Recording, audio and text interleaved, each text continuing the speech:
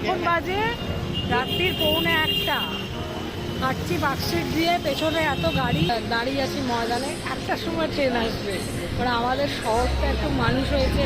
আজকে নবমীর দিনের, তাই ভাবলাম অনেকদিন আড্ডা হয়নি, চলে আসি সেই ব্রডওয়ের পর আজকে এখানে এলাম। নবমীর দিন সকালবেলা মাকে নিয়ে লাঞ্চ করার পর মনটা বেশ ভালো হয়ে গিয়েছিল, কেননা পুরো দুর্গাপুজোয় মা বেশ অসুস্থ ছিল। তাই নবমীতে যে একটু বেরোতে পারলো তার জন্য ভীষণ ভালো লাগছিল। মাকে বাড়ি পৌঁছে দেওয়ার পর বিকেলবেলা 66 পল্লীর থাইয়াম ডান্সের ফটো তুলতে গেলাম। প্রথমবার এই থাইয়াম ডান্সের এক্সপিরিয়েন্সও বেশ ভালো লাগলো।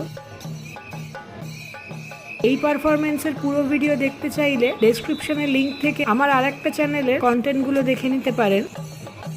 থাইয়াম ডান্স দেখার পর 10:30টার সময় ছুটতে ছুটতে পৌঁছলাম পার্ক স্ট্রিটে। তার আগেই সন্ধ্যেবেলায় আমার স্কুল ফ্রেন্ড সৌম্যর সঙ্গে প্ল্যান হয়ে গিয়েছিল ডিনারটা করেই ফিরবো। নবমীর রাত্রি, তাই সৌম্য পার্ক স্ট্রিটের কোনো একটা রেস্টুরেন্টে স্লট বুক করার জন্য জাস্ট পাগল হয়ে যাচ্ছিল। সব জায়গায় 1-2 ঘন্টার লাইন। লাকিলি মোলারুজের জায়গা পেয়েছিল, আর আমি পৌঁছতে না পৌঁছতেই আমাদের ওয়েটিং টাইম ওভার হয়ে গেল, আর আমাদের নামও ডেকে নিয়েছিল। তাই দেরি না করে ঢুকে পড়লাম মোলারুজে।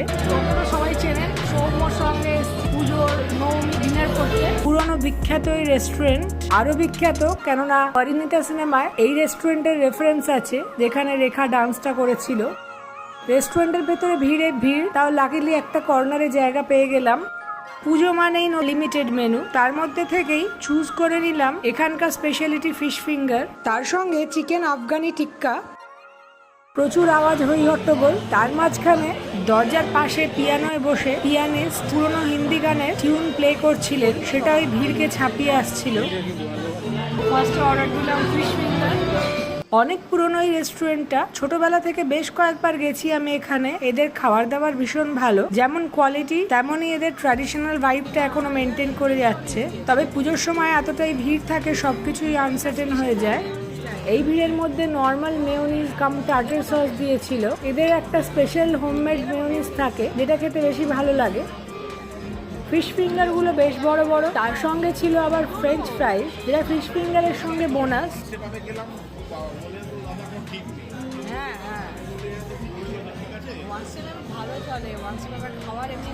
প্রথমেই গরম গরম আলু ভাজায় কামড় বসিয়ে নিলাম। মুচমুচে আলু ভাজা খেতে আমার ভীষণ ভালো লাগে। তারপর ফিশ ফিঙ্গার ট্রাই করার পালা। দেখি খেয়ে, বড় বড় সাইজ তো দিয়েছি, টার্টার সস দিয়ে ট্রাই করে দেখি।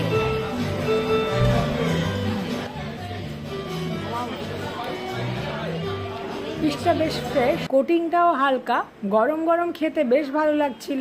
এদের খাবার আগেও খেয়েছি, আমার ভালো লাগে। দেখি বাকি আইটেমগুলো, পুজোর সময় একটা অন্য ঝঞ্ঝট থাকে।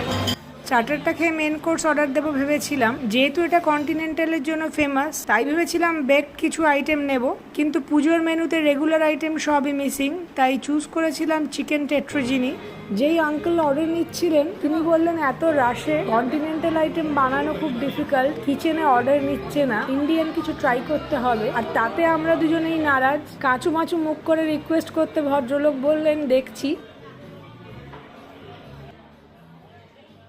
নেক্সট হলো চিকেন কাবাব। তবে প্রথমে চিকেনের আইটেমটা দেখে মনে হচ্ছিল চিউই হবে, কেননা কাটতে খুবই অসুবিধা হচ্ছিল। তবে মুখে দেওয়ার পর দেখলাম বেশ নরম আর ফ্লেভারফুলও। এই চিকেন টিক্কাটা অলমোস্ট রেশমি কাবাব আর মালাই কাবাব টাইপেরই ছিল, খুব একটা টেস্টের ডিফারেন্স কিছু পেলাম না।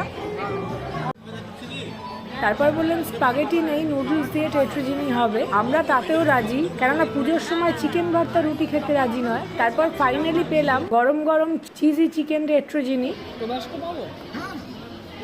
অনেক রিকোয়েস্ট করে বানিয়ে দিলেন। হ্যাঁ, মানে উনি বলছিলেন কন্টিনেন্টাল পাওয়া যাবে না, চাইনিজও পাওয়া যাবে না, শুধুমাত্র ইন্ডিয়ান নিতে, ডাল রুটি। কিন্তু ইন্ডিয়ান তো আমাদের ভালো লাগে না, তাই জন্য থ্যাংক ইউ সো মাচ। তাই জন্য অনেক রিকোয়েস্ট করে এইটা পাওয়া গেল। হ্যাঁ, চিজের লেয়ারটাই পোড়া পোড়া, ওটাই ভালো লাগে বেশি। তবে এবারে বেশি পোড়া হয় তাড়াতাড়ি তো, হ্যাঁ সেই জন্য থ্যাংক ইউ সো মাচ। হ্যাঁ, ওইসব আর ইন্ডিয়ান খাবার ভালো লাগে না। হ্যাঁ, চিজি নুডলসটা খেতে আমার বেশ ভালোই লাগলো। অন্য সময় হলে আর একটু ভালো করে বেক করা হতো ডিশটা, যেটা এই ভিড়ের জন্য পসিবল হয়নি। তাও যা হয়েছে এটাই অনেক। গরম পেট তো ভরবে, টেস্টও ভালো, ভালোই খেতে। যদিও নুডলস দিয়ে একটু ফিউশন হয়েছে, টেকনিতে পাস্তা থাকে, তো খেতে খুব ভালো। চিজি নুডলস বেসিক্যালি খেতে মজাই লাগছে, মাশরুমও আছে একটু। এই আঙ্কেল ভীষণ ভালো, আমাদের খুবই যত্ন নিয়ে খাওয়াচ্ছিলেন। আমাদের জন্য শেফকে ম্যানেজ করে পাস্তাও এনে দিয়েছিলেন। খবরদার রিপিট করবি না, না আর রিপিট করতে না, এটা খা না, খেয়ে শেষ কর। না না না না,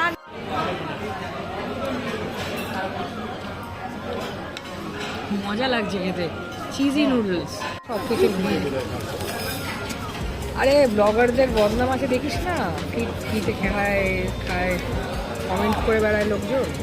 হ্যাঁ, এই কারণেই আমি সব ব্লগে নিজের বিলটা অ্যাড করে দিই, যাতে এটা অ্যাটলিস্ট কেউ বলতে না পারে ফেক রিভিউ দিই। কেননা আমার কাছে ইম্পর্টেন্ট যাতে প্রত্যেক রেস্টুরেন্টের খাবার কোয়ালিটিটা ভালো করে মেনটেন হয়, যাতে প্রত্যেকে খাবারটাকে এনজয় করতে পারে, এটাই আমার প্রায়োরিটি। সেটা আপনারাই হেল্প করতে পারেন একটু সাবস্ক্রাইব আর শেয়ার করে, আর সঙ্গে একটু লাইক কমেন্ট করে দিলে চ্যানেলের গ্রোথটা হয়। রাত্রিবেলা এত গাড়ি, মনে হচ্ছে বিকেল 6টা বাজে। এই লোকজন তো ভর্তি, সবাই এখনো দাঁড়িয়ে আছে, কেউ খাবার পায়নি, খাবারের জন্য ঘুরে বেড়াচ্ছে। রেস্টুরেন্টে ঢুকতে দিচ্ছে না, রেস্টুরেন্টে ঢুকতে দিচ্ছে না, যা তা অবস্থা। আমরা লাস্টে কোনো রকমের অর্ডারটা পেয়েছি, খাওয়া দাওয়া করে বেরোচ্ছি। বলেছিল ইন্ডিয়ান খাবার খেতে হবে, আমি বললাম ভুলেও আমি ইন্ডিয়ান খাবার খাবো না। বিল মেটাবার পর রওনা দিলাম বাড়ির দিকে। তবে পার্ক স্ট্রিটে বেরিয়ে আমি বেশ অবাক। রাত্রির 1টার সময় লোকে লোকারণ্য পার্ক স্ট্রিট দেখে বেশ ভালো লাগছিল। আমাদের মৃত শহর জীবিত হয়েছে। এই প্রথমবার রাত্রির 1টার সময় আমি পার্ক স্ট্রিট দিয়ে হেঁটে এলাম। কাজের জন্য অনেকবার রাত্রিরে বাড়ি ফিরেছি, কিন্তু কখনো রাত্রির বেলা এইভাবে বেরিয়ে ফিরিনি। এরপর আবার নেক্সট ইয়ারের পুজোর অপেক্ষা। আর 1 বছর নয়, দেখতে দেখতে 2 মাস পরেই পুজো, তখন আবার নতুন করে শুরু হবে আনন্দ আর খাওয়া দাওয়া। তাই আমার সঙ্গে থাকুন আর ভিডিওগুলো দেখতে থাকুন। Thank you.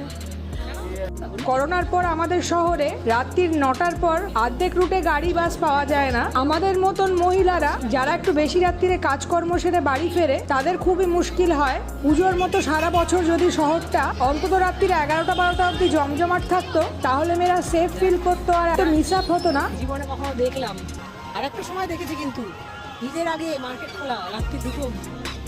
হ্যাঁ, আমি দেখে চলে গেছি। হ্যাঁ, কি বাবা, রাত্রি পুরো মার্কেট খোলা, পুরো জমজমাট।